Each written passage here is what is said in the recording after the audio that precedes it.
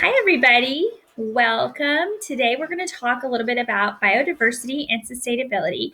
You should have access to this PowerPoint, but I kind of wanted to go through it with you just really quick so you'd have an idea of what it is we're talking about. Okay, so what is biodiversity? So, I want you to look at the top and it says bio. Remember, bio means life. And diversity means a bunch of different things. So, a variety of genes, a variety of species, a variety of ecosystems. So, you see some examples here on this slide. Ooh, lots of them. Variety of different genes, not just flowers, there's a bunch of different types. Variety of species. This is a total number and kinds of different species on Earth. A variety of ecosystems. Trees in a forest. Okay, there's lots of biodiversity there. Okay, now this food web here, our food chain, has low biodiversity. So we have grass, the rabbits eat the grass, and the foxes eat the rabbits. Now, if there were some type of disturbance to happen, like a drought or a catastrophic event, and it kills the grass, okay, what is going to happen to the rabbit and the foxes?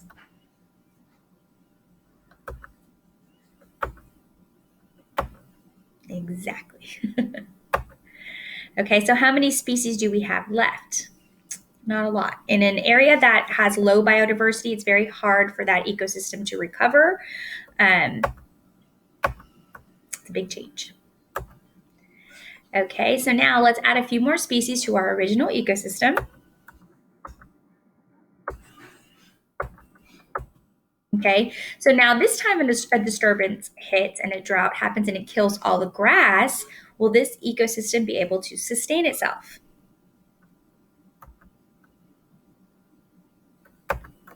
What happens to the foxes? Okay, not as many rabbits, but what else do they have? They have, so their numbers decrease, but they also have the chickens that they could eat. The rabbits also have another source of food. They have lettuce. So they're offered more choices. Okay, so something that has high biodiversity is going to have a lot of choices. And if something were to happen in that food web or some type of disturbance or catastrophic event, then that food web or that ecosystem would be able to sustain itself.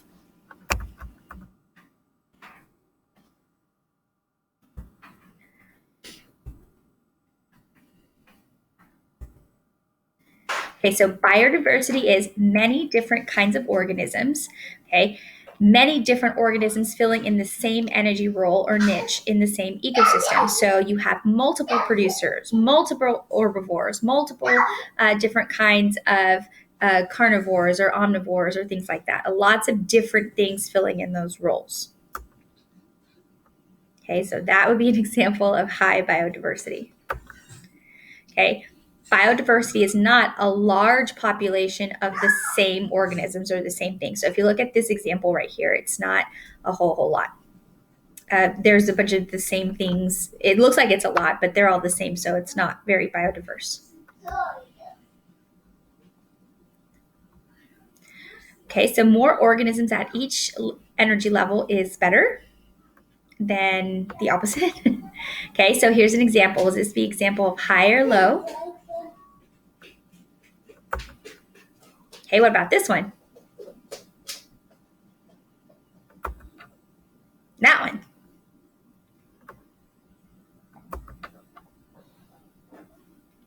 Here's another example. High or low?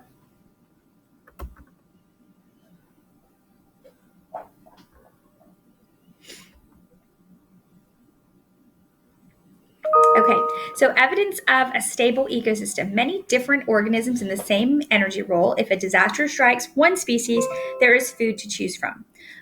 Equilibrium is proper balance, so not changing equals sustainability. All right, I'm going to pause right here because I think my time is up for this recording. If you have any questions, please contact me. You guys know how to reach me via Teams or email or on Remind, and I'll see you soon. Hope you're doing good. Bye.